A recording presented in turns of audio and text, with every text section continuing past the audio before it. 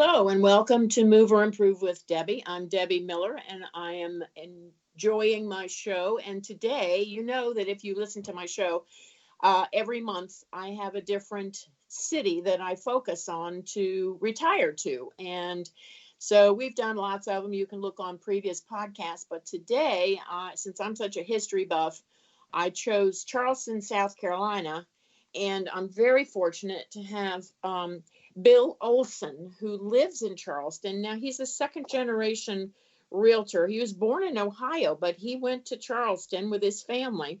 And he has been featured on HGTV's Island Life 3 different times. So he really knows the Charleston area. And so I'm really happy to have him and to welcome him onto the show. We're going to talk about all the ins and outs of retiring to Charleston, South Carolina. So welcome, Bill.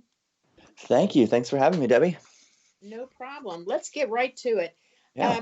What do people like best about living in Charleston? I mean, I've visited there, so I can have a long list, but you talk to people every day. What are their favorite things about Charleston?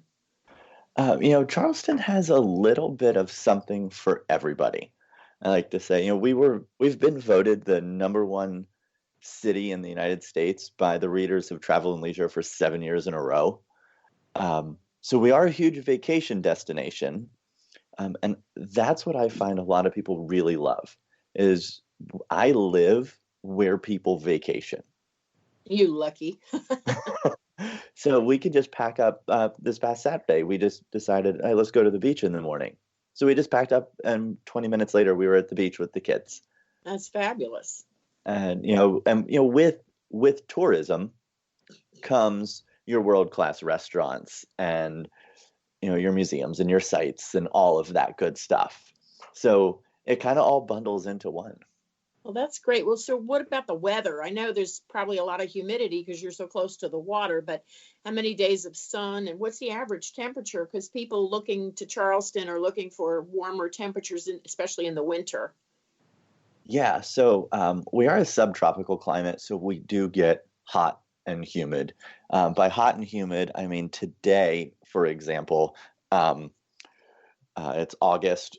They're saying that we're going to have a heat index of probably about 105 to 110. But our average temperatures, during peak summer months, we are upper 80s to mid 90s. And, but that is rounded out. We do have very mild winters that rarely see snow. With, peak winter temperatures, we're going to see highs 40s to 50s, and it'll drop below freezing for a few days. And 2 years ago, we saw snow, first accumulation in 8 years. So that was fun. I'm sure everyone freaked out when they saw, 5 snowflakes or? Oh, it was great. It was like having a snow day as an adult. Everything was closed. Because they don't have snow plows to get you out, and there was probably 1/8 of an inch, and everyone freaked out. We actually got about 6 inches. Oh my gosh. In places, and about 4 days later, it was gone, and people were golfing. But they all stayed inside and had a good time. So that's Yep. The way it is. But yeah, it is right there on the water, so it's kind of nice. But right. So we do get that breeze that comes in and kind of keeps it a little cooler. Mm-hmm. But in the winter, instead of the snow, we do get that breeze. Well, so we do get that kind of biting wind, but we don't get the 6 months of snow plows and all of that. So I'll gladly trade some cold wind for 6 months of snow. Yeah, well, don't rub it in, okay?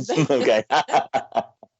So what about the taxes down there? If somebody's moving from a high tax state down to South Carolina, are they higher, lower? What are they, property taxes and sales tax and that sort of thing? South Carolina is very tax friendly for retirees.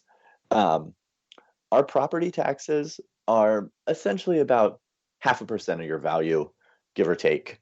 We're in the top 6, I believe, last time I saw, of the most budget-friendly property taxes of all the states. Sales tax, little bit higher here. In Charleston County, it's about 9%. And then if you're eating out, there's another 2%. added to that, and then another 5% for liquor drinks, but it evens out with the property taxes. And then, And of another. course, I Oh, think people live in their house more than they go out to eat, right? So they can choose when they're going to go right. out, how much to drink, and it does encourage teetotaling, I suppose. Yes, correct. And it adds up if you go out a lot. But I personally, I come from the restaurant industry, and um, it doesn't really hurt restaurants or anything. Um, and with other taxes, Social Security income isn't taxed here, Oh, that's good. which is very nice. And there's also a $15,000 deduction for seniors receiving any other type of income. Oh, well, now talk about that for a minute. What does that involve? That would be something to contact your tax professional about. Hmm. Um, I, being a real estate agent, I know the basics of the taxes. Hmm. I'm not really fluent in all the tax laws. But I do know, having many clients that have retired here, that it is very tax friendly for them. Well, that sounds good. So, is the cost of living higher or lower than other parts of the country? How does that compare? We are slightly above average for the United States as a whole. So it would depend on where you're coming from. Myself, I came from Youngstown, Ohio, where you can imagine the cost of living is extremely low compared to here. Mm-hmm. Uh, but we see a lot of people moving from bigger cities, Mm-hmm. New York, Chicago, Boston, DC. You know, Compared to there, we are lower. Sure. But the last I saw on the scale, we were if 100 was average, we were at like a 105. So Oh, well, we're just above average. yeah, it all works itself out. Yep. That's the main thing. Well, when people who are retiring want to move, they also look into like hospitals and medical facilities and doctors and things like that. So, what is that scene like down there in Charleston? Um, so our main hospital downtown is called MUSC, which stands for the Medical University of South Carolina. It is a teaching hospital, and it is the number one rated hospital in South Carolina. That's according to U.S. News and World Report. Um, in addition to that, there's the VA hospital, and then the two other major areas, or three other major hospitals. There's the East Cooper Medical Center, Roper St. Francis, and Trident. So we do have a large medical presence here in Charleston, and that's not just downtown. They do have branches that go out all the way up to Somerville, which is about 45 minutes away, a little suburb of Charleston. So there's plenty of medical facilities here.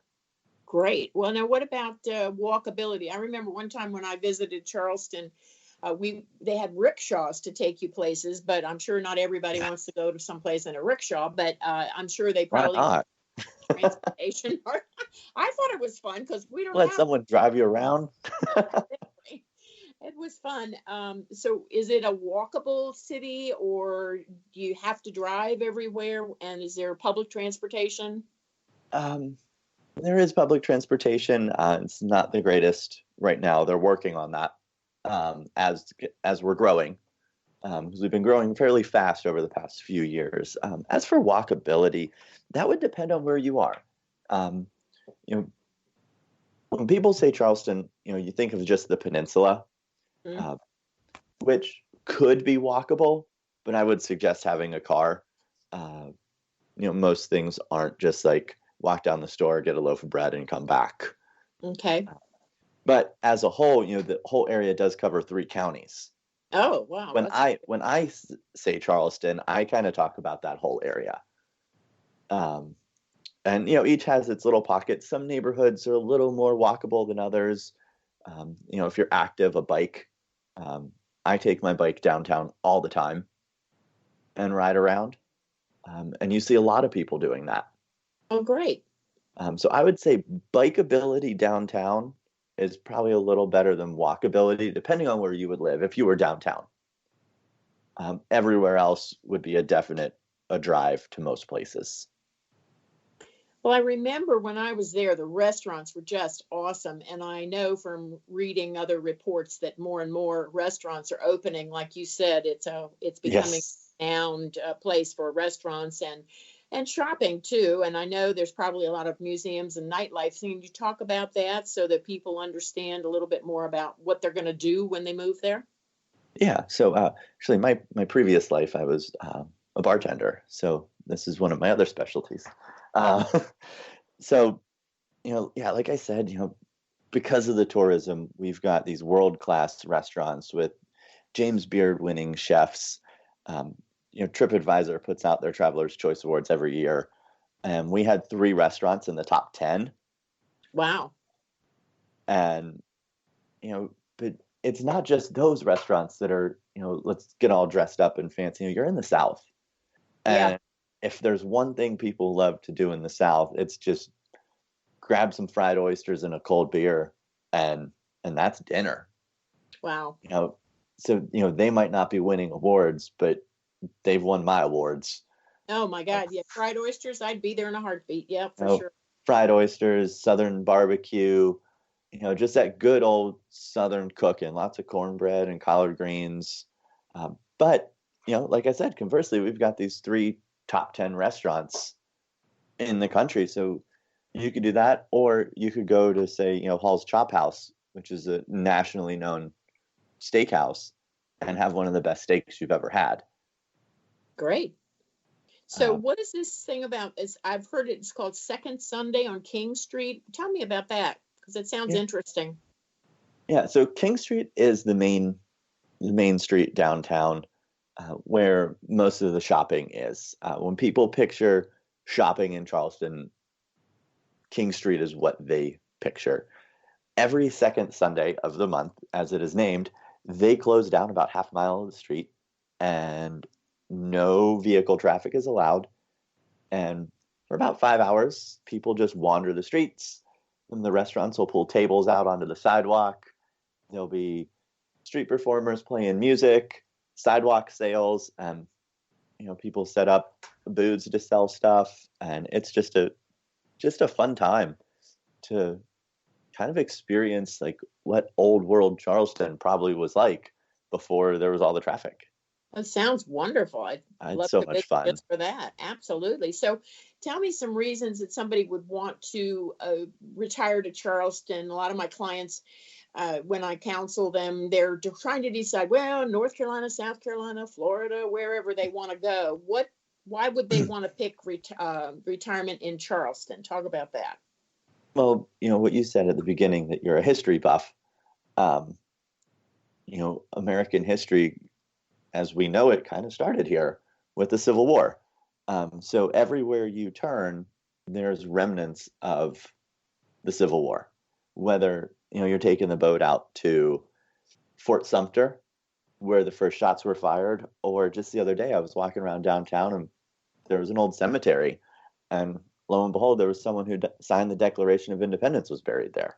Wow. So, if you're a history buff, there's a ton of history here that will keep you occupied for a long time. But, then we also have, you know, the museums that kind of play into that history. We have an American Art Museum. Then there's about a dozen old of the antebellum style homes that have been turned into museums. So, whenever people come visit, we always go do those. Because of our weather, we've got a ton of golf. There's about 20 championship courses here in Charleston. That's not including the private clubs as well. So if you like to golf, this is definitely a place for you. And just, I don't know, there's just so much to do.